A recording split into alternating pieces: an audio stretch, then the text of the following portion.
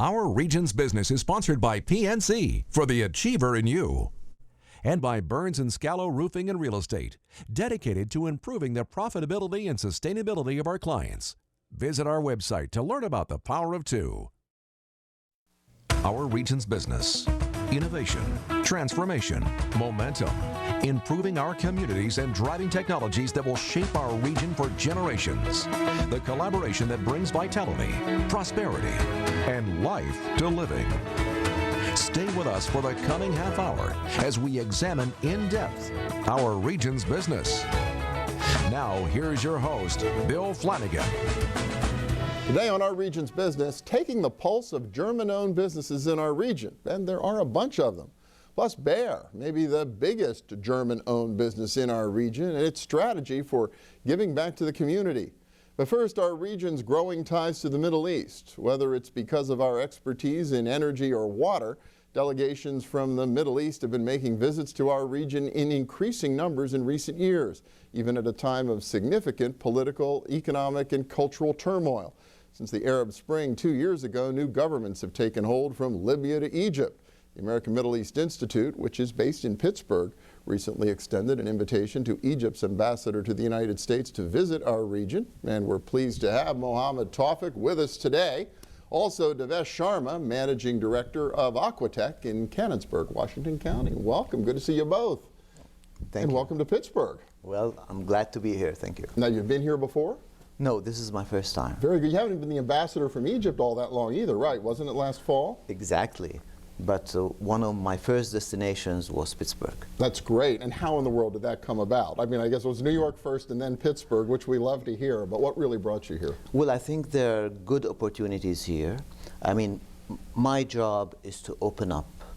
Egypt as a country is being transformed. Our society is opening up. There's so many opportunities coming up in Egypt, and I'd like to open up to the different parts of the United States. I'd like to broaden the relationship between the United States and Egypt to include peoples on both sides. Very good. I want to come back and talk to you a little bit about some of the opportunities as well as maybe the challenges in that. But Devesh, I wonder from your perspective, Aquatech's been in Egypt for a while, a number of years now, and has some long-standing history there as well.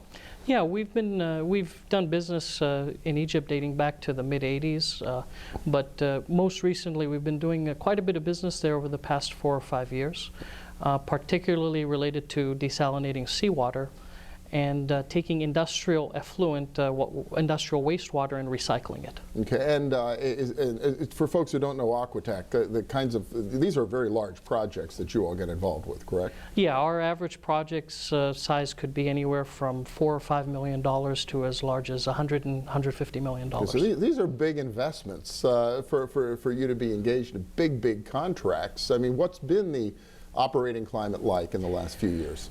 Well, I think the best way to answer that is to give you an example. We were awarded a sizable desalination project for the Ministry of Power and Water before the Arab Spring, before the regime change. And we were executing the project right in the middle. So we're sitting there and we're expecting a large payment for this project right in the middle, and we're watching CNN. Wow. And we're seeing Tahrir Square and all of these things. And there, as you can imagine, a bit of anxiety. And payment came in like clockwork. Mm-hmm. So, you know, our experience has been, although things have been happening politically, business hasn't missed a beat. If anything, since the regime change, we've seen more industrial expansion, more enforcement of environmental regulation, which has really helped our business in helping the chemical industries recycle their wastewater. So it's been a very interesting, not what you would normally think. Well, yeah, and it comes as a bit of, got to be great to hear that kind of testimonial from a major partner. Absolutely, I appreciate that very much, yeah. Yeah, I guess what are the opportunities there right now? I mean, when you think about opening ties, what do Egyptians need that Americans could conceivably sell?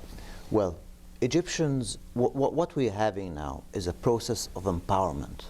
The Egyptian people has become empowered.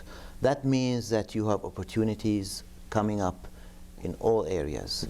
Areas like education, areas like healthcare, areas like the environment, When people have a say, a greater say, they will choose the things that affect their own lives.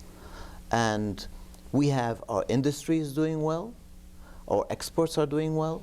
So we do have a rowdy political environment, but the country is functioning, and this is the time to look for those opportunities in Egypt. It's got to be a challenge, though. I mean, you've got Aquatech, years of experience. They sort of rode out all the turmoil and all the uncertainty, and they kind of know the ropes there. But as we all hear, business leaders hate uncertainty. They want some, and right now there seem to be so many questions given the political turmoil, the fiscal state of Egypt. Can they really have confidence, and is this really time to engage, and do you have a hard time convincing them to do so? Well, people are listening, and that's very important. They're listening and they're considering what I'm proposing. The United States government is providing assistance in risk management. So people who are worried a little bit, there are programs that the United States is providing that will help alleviate some of these concerns. But certainly, when you have these transformations like what's happening in Egypt now, that is when you have all the opportunities. Well, and I wonder about that from your perspective, Devesh. Do you think, you know, for organizations that kind of have the stomach for some additional risk, it's a good time to begin to think about investing there? I think it is. I think one of the indications that you can lean towards is an example is the Export-Import Bank of the United States is backing major projects in the country right now, and they're financing major projects. And you know, when the Exim Bank finances something like that, it's really good for the American businesses that can export to the country. So and now while you're in Pittsburgh, what are you going to be doing? I'm going to be talking to as many people as I can, business leaders, the media, any person I meet on the street. I'd like to really encourage everyone to interact with Egypt, and vice versa. I do the same with Egyptians. Please come to the United States. Look for the opportunities that are here. Very good. Well, hopefully you're going to tell them to come to Pittsburgh too. And clearly there's a lot at stake, not just for our region, but for the United States and the world in a peaceful and successful and increasingly democratic Egypt. So great. Welcome again to Pittsburgh. Hope it goes well for you while you're here. Thank you very much for that. Thank you very much. Devesh Sharma, also from Aquatech. Thank you both so much. Appreciate it. Next up, Germany's been a big investor in our region for more than half a century. We'll take the pulse of German-owned businesses as our region's business continues. Stay with us.